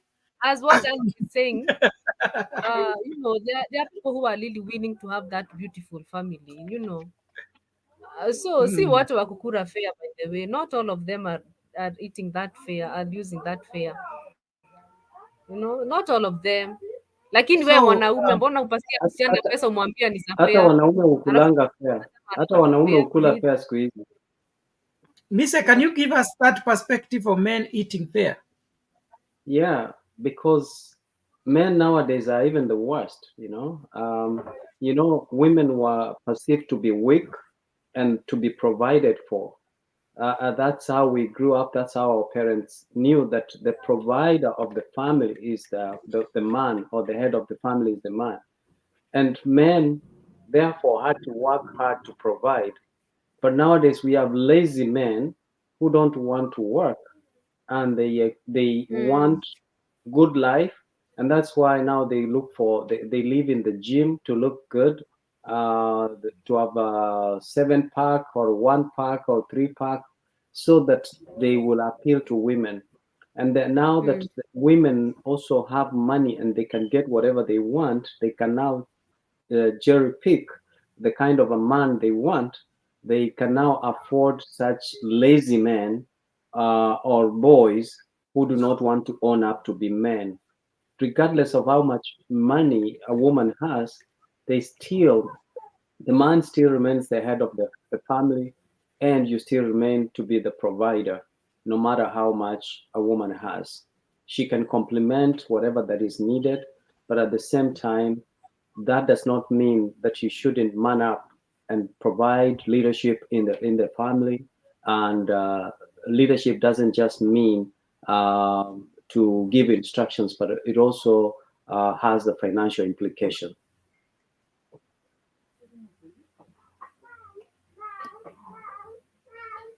There is Yes, this other yes. question, please. Mr. That's Mboro, you can yeah. tackle it. Uh, What are some ways a woman is not praying with you and taking you for a ride? Mr. Mboro, maybe you can you answer are a that. woman. I think you should be the one telling us how we can know when you are What are serious some and when ways you are a joking. woman is not Now praying you with are you giving me and a question that is taking meant you for for a women. ride? And And I think that's that is simple. supposed. That is And simple. You can always children. know. I'm saying that is very simple. You can always tell when somebody is the fact that you're exactly. thinking that someone is taking you for a ride, they are indeed taking you for a ride. But Because if they were not taking you yes, for a ride, And you you would know that know. yeah, number one, and that's how number one, women they number one. Mhm. What I like about men are critical thinkers. Men, they don't think with their hearts; they think with their brains. So if you are playing around with a man, he will know. He will know. He will definitely know. Anajua hii hakuna mahali tuna. And a man will stay with you. By the way, in most cases, a man will stay with you even if he knows that this one is not very serious with me. Ni ile wanasema hii kuna ya kuchicha na ya kulea. So a man can decide, okay, this one is not serious, but because I want her, I'll stay with her that way. But for a season, those are men. Men hapa kwa mambo ya kufikiria wanafikiriaga sana, watajua haraka sana. The other thing is that Ukiona msichana kila wakati anakuambia, mkiongea kidogo anakuambia nataka hii, nitumie hii, most of the time hao watu wenye wanakukimbiza sana na mambo ya pesa, ni pesa tu anataka, sio ati yako serious. Mtu mwenye serious anataka muoane, hata huwa anagojea kidogo aone kama we utafikiria kumsupport. So if you see somebody who is material oriented, most of the time anajua hata akiniacha sijali, chenye hata kinipatia saa hii ndio ninataka, hana shughuli na maisha hapa. Ndegwa looks like he wants to say something. For me, I think it is very hard in the modern world to know who is serious and who is not serious. We have adapted the era of camouflaging, whereby I will be as good as possible, bora tu nipate kile napata, na nikipata mimi huyo nimechomoka. So it is very difficult kujua mtu wa kukaa na yule wa kutoka. The only thing is now what you put into your mind, and I will tunampoteza. Amehang. Sasa na hapo ndipo nasema kuna watu huwa wanasema usipatie mtu moyo roho yako yote. Is it possible? Kuna vile moyo wako nusu, quarter, 3/4. In fact, sima kuna possible unajipatanga, by the way, you just find yourself. But that shows that you're not in that relationship. If you unajipatiana nusu, ndio huwezi, but I don't know, that is a Mdhoni huwezi ukajipatia na sisi wanaume Mburu hatufikiriangi na kichwa, we think with a third leg. So when we have exactly that's why we are emotional. You find a woman like this, like Mudhoni, like Nyox, you don't think. And the thing is, we don't know until, and women are very good. You can live with a woman for many years. Now she knows what she wants, and she can live without you and pretend. You know, if there are women, do you know? Just imagine, women can even sleep with a man who is so ugly, but to get what they want. But watavumilia tu, lakini unatuonea sana. Hapana. So it's very difficult to know. And also, one more last thing is, it's very difficult, Mburu. Kuna women who know what they want. And more often, watu wanafikiria they are materialistic. Anajua anahitaji pesa, atakuomba pesa. You know? So there are more people misconstrue these personalities. They know if they want sex, they will say, anataka sex, which is most unlikely from an African perspective to come from a woman. So such women sometimes are misconstrued or labeled to be materialistic or oriented. So the question we should pose, is it okay for a woman to ask for a man? Maybe you are attracted to a guy. Is it okay for you to tell that guy, do you know what? I feel something about you? Or is it okay for a woman to approach? Yes. And now, is it also okay for a woman to be the first one to say that I want sex? Yes, so of course. As a pastor, yes. Are you talking as a pastor or generally how it is? No, because nowadays people are really... No, I'm just posing a question to the panelists. because nowadays people are asking. Yeah. People nowadays are asking. They don't fear saying what they want. That is the modern woman. They will come and say, I want sex, I want this, I want you, I want this. And they're not scared. And like the earlier days, it was hard for anyone, for a woman to say that.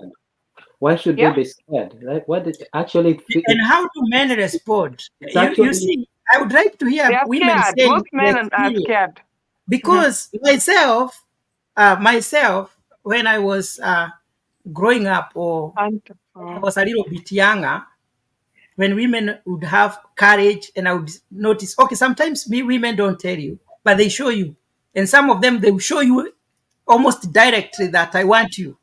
What used to happen, I used to be scared so much of somebody who is having the guts to ask me or to show me that I truly want you, Geoffrey, I would even think maybe there is something wrong with her, or even, I don't know. But nowadays, for me, nowadays, I don't have any problem. I don't see it as a big deal because that is the order of the day. Today, women, I don't know whether maybe Misa will tell us, maybe you have done your research or somebody here. Nowadays, I think women are even more than men. So if you waste the time and maybe you have something to do with him, you'll be taken by another. Utakuta ameenda. So Yeah, Gio, but still kama kuna hiyo uoga pastor, kuna hiyo uoga ya mimi nilikuwa naogopa sana nikiona mwanamke ako na guts za kuni. That is true. I remember when I came here, I was looking for accommodation, and I was referred to this lady, and she asked me, "Are you married?" And then I said yes, and they said, "Huyo ni wa Kenya." Sasa na kuna mwingine wa hapa. So that in itself made me to run, because I felt like I've met you the first day we are having this conversation. As a man, as an African man, I ran, but now it is normal for a woman to have that conversation, because if you're not having a conversation about that, and this is someone that you're seeing or someone who wants you, it is okay for them to initiate the conversation. After all, after you stay with this person, you will know their character. Their character is not defined within one day or the time that you have met them. So you need to give them a chance. I think Mr. G is waiting, and I don't know what he. Mr. G. Yes, sir. How are you? We are good. Fine. Go ahead. Tell us something about this field of love. I know you have been waiting for this show. No, I just came in. I don't know if you are the one or it was the other guy, the visitor. When you are talking about somebody haizikaa wiki moja, haizikaa sijui mwezi moja bila sex in the house. All these people agreed that hiyo mambo ni gumu sana kukaa miezi. Oh, me, So I didn't. I just came in. I just came in to disapprove you. Yeah, I just came in to disapprove you guys. Yes. There's a comment that I sent. I'm the innocent. There's a comment that I sent ambao Mudoni hakuelewa. Ile ambao nilisema kuwa there's nothing like respect. Nilisema kuwa wanaume huwa wana cheat only if ameokoka sana, ama mwanaume huwa hacheat if ameokoka sana ama kama hana pesa. Ikiwa ako na pesa, hata kama ameokoka atacheat. That is what I was trying to say. But I came in to disapprove you guys because I am married. I'm married and my wife is here. Naongea akiwa nasikia. We always tunaweza maza hata 1 month. Tunaweza maza hata 1 month bila that sex. Tunaweza maza hata even 1 week without that sex. We can go 2 weeks without sex. And she's here. Anasikia. So I just came in to disapprove you guys. See, lazima iwe sex kila wakati. It's true. It's true. It's possible. That I agree with you, Mr. G. But Mudoni, the you want fact to see that they can stay does not necessarily mean it's right. What? I'm saying the fact that you can stay does not necessarily mean that it's okay for both. It could be sexual starvation, So because but I'm asking Miss for instance, if now you are working in Canada and your wife is in Kenya, so you're having sex there and she's having sex at home, or what do you mean by that? Because if you have agreed, you're in the what of marriage, you are married, I don't see why you should break it because people are in different places. That's an agreement. You see what Mr. G is saying is different from what you're saying. What you're saying is Mr. G. No, let me not use this Mr. G, but I'm saying in a marriage setup where you have you geographically you are advantaged. You should have it. There shouldn't be anything or any hindrance. Have it as much as possible. To have as much as you can. It's healthy even for a man from prostate cancer, because it is good to have and enjoy. Sex is beautiful, but sometimes circumstances, depending, unaweza kuwa kuna watoto wadogo, unaweza kuwa umechoka, the nature of your work, there's other things like fatigue. There are many other things that can be an hindrance. But on a regular day, on a good day. And if you If talk you're about okay, all factors held constant. yeah, and you talk about it, you should also be talking about sex. Is also talking about it, preparing during the day, because if you don't use it, you will lose it. The more the if you don't use it, the more you drift away on a regular day. But on a situation where circumstances geographically has separated you, it's advisable, even though usually it's not it's not possible. It's advisable to keep marriage, holy. It's a holy thing. That's how Yes. that's how the Bible says. So Unfortunately, I wanted us to go back to Mr. G. unfortunately, with this coldness and the food and the stress and all that, you find yourself bundling up. In So that's what Canada. I wanted to say. Okay. In Australia. Okay. So, Mr. G, have we answered your Who question? is having that song, please? Yeah, good. Now, Mr. G, do you abstain after agreement, or just one person just decides I don't want? Because it can happen that one person maybe wanted and the other person doesn't want. Or how should people agree whether to have or not to have sex in marriage? Maybe Mr. G, you can help us because you are there. And You do you have to agree, or you just sometimes tell the other person, we wacha kunisubua, sijisikii? sometimes you have to agree, but for me we don't agree. Sometimes tunaketi tu Shesia ataki kuonekana, but sometimes tunakaa hata wiki mzima without sex. But it's not that we talk. It's not that we talk kama we do anything. No, we just sleep. Ni vile hataki kuonekana kwa kamera, but Shesia. Yeah, because Mr. G, don't put her on the spot. Yeah. So So what I was saying is not that unajua nimesikia Miss ukiongea siji sometimes maybe unaweza kwa maybe somebody is sick ama nini. It's not that we are sick. No. We just stay. Na tunakata mwezi mzima bila shida yote. Na it's not that we are discussing sija nini, no. For the body to regain, for the body to regain the energy. Ati? Oh, Mr. G, I think you misunderstood me. What I was saying is that it's not about sickness. Yes, can be an issue, but sometimes unaweza kuwa unanyimwa, haujafanya vile, hujaosha nguo, hujaosha vyombo, you've not helped on some certain chores and some few things. But ideally, you need to talk about it. You need to talk about it. Unaweza kuwa umenyimwa. Yeah, it's important. By the way, it happens. Yeah. So anyway, yeah, that's it's a wide topic. People can discuss it in different angles, and it's also a very sensitive topic because sex touches emotions. It touches the deepest part of the heart. So it's something that people really need to handle it with a lot of care, When you are deciding that I'm not having sex, you should think of what if she want it or he want it. Think about the other person. Because we say the moment you are married, that body does not belong to you again. Your body now belongs to the other person, and and the vice versa. So Nyox, are you still there? So I don't know how many minutes we have. Yeah. Now I wanted to say this. Somebody we were saying about children. They are starting engagement or relationships when they are very, very young, or they know everything. They know everything. When they are even in the nursery school, a child can't, especially here in America, you think you're hiding anything. They know everything.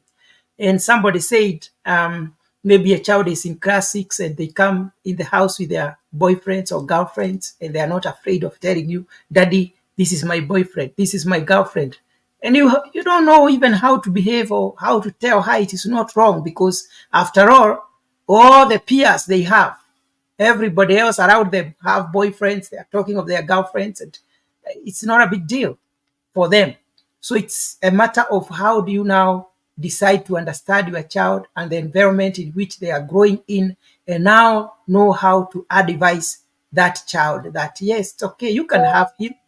Because nowadays, I would appreciate if my daughter brings a boyfriend than if she comes with another girl and says, this is now my girlfriend whom we are having a relationship with, because it happens. On the issue of, I'm trying to wind up, on the issue of people not being able to stay for a long time without sex, and maybe your partner is in a different country or in a different county because of the hassles. People are working in different places.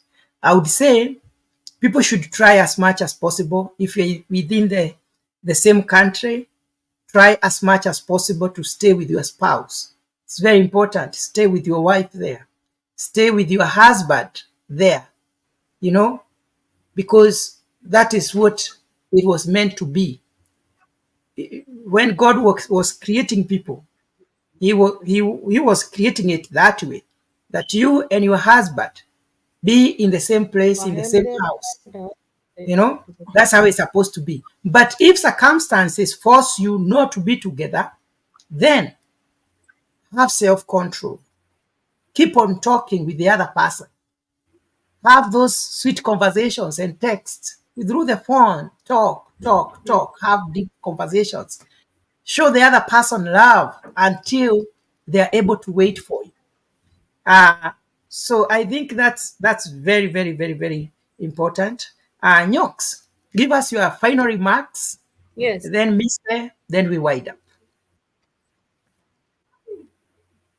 Yeah, as what you're saying, it is very, very, very important to know your partner. There are some of us ladies, I think we are very, very much open. When we need something, we need it. So if it's that handshake, if we need it, we need it. Just call it as it is. Don't worry. Yeah, It's okay. it Proceed. is handshake. Yes. When we need it, Yes. we need it, we need it.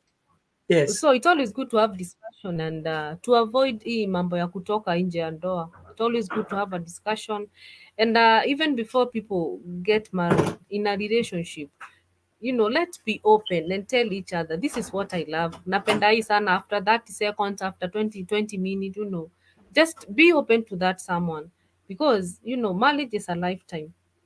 Marriage is a lifetime. And kila mtu, when you decide to get married, it means that you are so much ready, and you are ready to face the consequences. So And yeah, you are ready to face the consequences. So Mr. sometimes, hakusikia hiyo. aje, I think Mr. hakusikia hiyo ya consequences. by the way, that's very true. Yes. I Everything hear you. zinakujanga na, We hear you. Mhm. you know So it's always good to have a conversation, a friendly conversation. Make your wife, make your partner a friend. You cannot just, as the Bible says, that two cannot walk together unless they are in agreement. So you have to agree. Unamwambia mi napenda kukula sana, na kama ni chapo mi nakulanga 10. Be real. Don't pretend, don't fake, because when you get married, ama mkienda kukaa pamoja, utaanza kuona tu behavior weird, na uanze kujiuliza, kwa nini sikuona hii when I was dating this person? Why did I rush? You start regretting, and you start advising other people out there and telling them, hapana, marriage does not work, made msiolewe, and that why unaona wengine wanaenda up kwa wababas, because kuna msee fulani hapo alimdiscourage. Unajua mzee wangu anakulanga chapo 5, na mimi tukichukuana when we were dating or when we were in a relationship, tulikuwa tunaenda to have a cup of tea, ana take one mandazi. Nowadays, The true colors. I understand what you're saying. yeah, Yeah, you people have to, people people people because hide characters. They want to appear good that because they have fear that if I show who I am, Nyox will run away. exactly. But you better be yourself and be that person that you be even in the house. Mm. You know, and sometimes, and it's both parties, not just men. A woman can hide character or Mm. habit. A True, true. man can That is. hide. Mm-hmm. Some people are very tough, but Mm. when you are dating, they are like angels. Wait until you marry them. They are like, Exactly. it's like you married a lion, On a devil. or a lion. Anakuchapa. Hadi anakuchapa, my friend. Anatoa macho, ukiingia kwa nyumba unaanza kusikia sauti ukiwa kwa mlango, makelele imeanza. Ama bwana pia ni wale wa kufoka command. I mean, Exactly. unasema is this really mwenye alikuwa ananiongelesha kwa sauti ya upendo? Mm-hmm. Imagine mwanaume wakati mise anajua wakati unataka kuigiza dem box, mpaka unapaga maneno hata sauti eh? Lenye utamwangalia, Zinaitwa mistari. you know. Sasa baadaye anaanza kusema na siku hizi umecheje, hata uniongeleshagi venye ulikuwa unaniongelesha. Okay, ninajua things change because responsibility pia zinakuwa nyingi, but if you are not hiding your character, huyo mtu ata appreciate who you are. Kuna mtu atakupenda, like some people are tough, maybe Mr. looks polite and quiet. Jeff is this outspoken extra, we call them extroverts. Ataongea kila kitu, labda Mr. atafugia mambo ingine. Kuna mwingine atakodoa macho lakini pia hana ubaya. So It's always good to believe. ili mtu ukiona huyo sio mwenye nataka, unajiondoa wakati kabla, before you get married. I know when you see that red flag, ukiona kuna tu red flag. Hiyo before you commit, you commit marriage. Hiyo kuna red flag yenye ni red flag kwa mise, lakini kwangu niko sawa because maybe niko na stamina. Unajua? Na tunasema hata chui ana mkwe. Kila mtu ako na mtu wake. So ukikaa ukiangalia uone huyu si wangu, na ukaangalia wako. I mean, kuna character. There is what we look for. Compatibility. Are you compatible? Can you people stay together? Are you able to reason together? Ukiona you are not reasoning with someone, there hakuna doa. There are people with no voice of reason. Utajaribu kumwambia hii ni simu, anakuambia hapana, ni kompyuta. Na unajaribu kumwambia kabisa ni simu, anasema hapana. Kuna doa ziko hivyo. Mtaargue about kikombe na sahani, na uga na shukari na chumvi.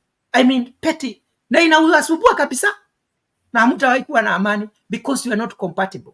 Compatibility is very, very important. So what you said about not hiding character, I'm telling you, I normally tell people, you better break a relationship than break a marriage after you have really invested. Umeinvest kwa maisha, mumepata mpaka watoto, alafu sasa baadaye mnasema wewe sio kama wewe nilikuwa natafuta, sikuwa nataka mtu kama wewe. Nakwambia, I wish I knew. But ningeolewa na yule kijana alikuwa na nini, alikuwa na anaanza kukukompea na and that's by the way another big mistake. Usikawai compare watu. Kila mtu ako na strengths zake na weaknesses. Na you will get a perfect person. You know, people look for Mr. Right. They look for that perfect woman. Unataka mtu mwenye ukitafuta dosari hana. Hakuna mwenye ako na bibi hapa ama bwana hapa ama boyfriend mwenye hana dosari, mwenye hana weaknesses, kuje utuambie. So what do we do? If we love one another, tutakuwa na patient, we shall rectify one another with love. And above all, let God be the center of everything. I almost spoke Kikuyu. And I said, I mean, how do you say it? How are you telling the other person that you are wrong? That this is not what I like? It's correct with love. How? Does he feel love in what you are saying? Ama unafoka na ukimuonyesha yeye hawezi na hajijui na hata, I mean, you lower the esteem, the self-esteem. I have finished. Sitaongeza kitu ingine. Mise, final remarks. I think there's something Nyox alikuwa anataka kusema in between. Okay. So nilikuwa for me, nasema yeah. nilikuwa nasema even when you discuss, let Christ be the center of your marriage, even the relationship. Si kuanza tu ati juu umeona mtu fulani mmepatana, someone is single, the other person is single, then mnaanza, involve God in everything that you're doing. And actually when Christ is everywhere, when Christ is the foundation of everything, hakunanga mambo mingi, everything goes well. Should people pray? Anyway, I don't want to open another discussion.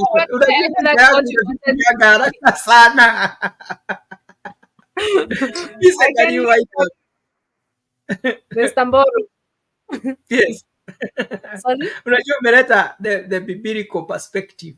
Sasa nilikuwa nataka kuuliza, kuna mtu alikuwa anauliza should people pray before sex or after? Kuna wengine nilisikia huwa kwanza wanaomba na wengine they don't. It all depends with someone. It depends with someone. Mimi labda atatuambia kwa sababu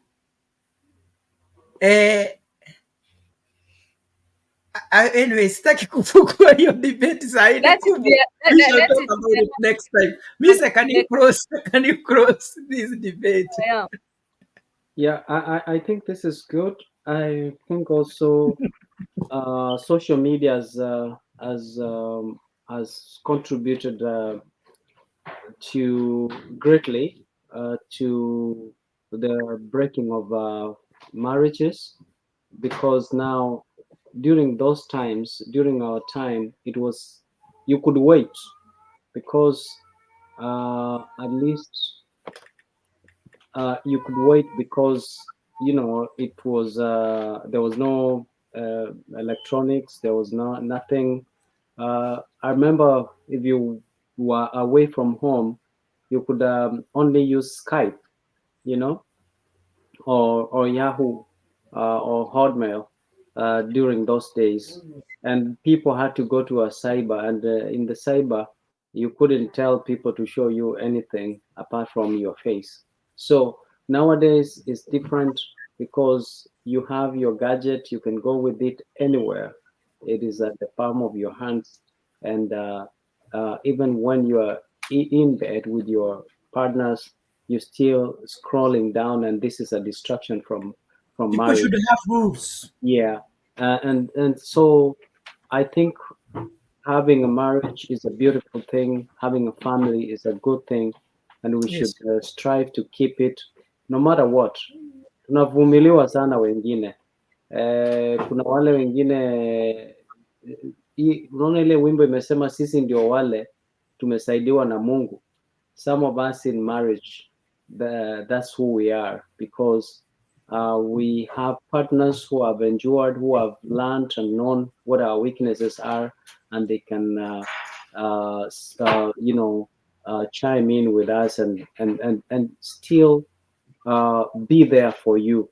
There's also an issue of how you see. You should also be flexible in the sense that when you're marrying someone, and I think you mentioned about it, you find, like personally, when I was married, I think I was very organized until after I got into marriage, and I think I got very disorganized. So then would that be the reason why your partner should leave you? Because now they realize that there's a red flag of lack of personal organization. Some of the red flags, if they are not extreme, you can compromise so that people can make a family. No one comes in into the marriage with perfection. We all come in as weak and imperfect, and we just have to balance our weaknesses and strengths to complement one another to make a functional family.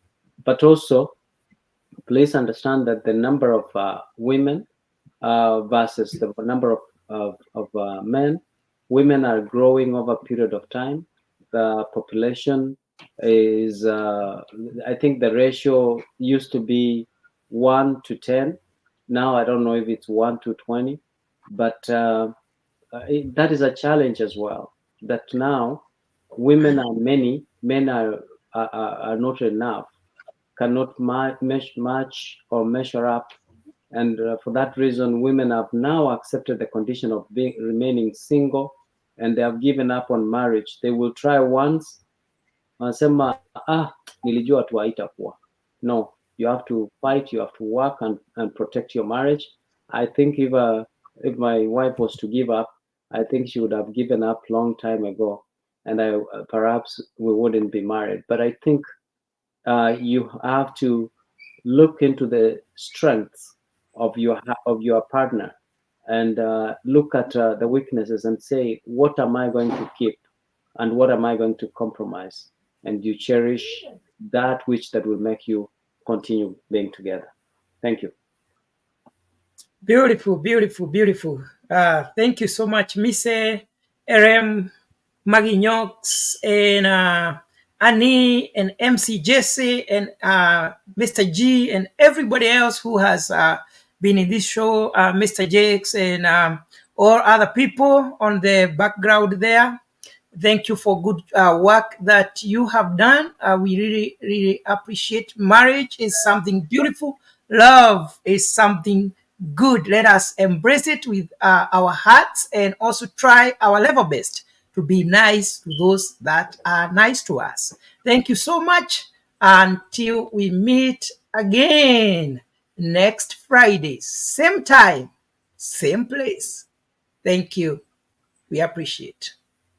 Join us every Friday from 8 p.m. to 9 p.m. for a captivating journey into the world of love, relationships, and romance. Presented by the dynamic trio Maggie Knox, MC Jesse, and Annie Oweru, Bed of Roses. Promises to be your weekly dose of heartwarming stories, insightful discussions, and expert advice on matters of the heart. Whether you're single, in a relationship, or simply love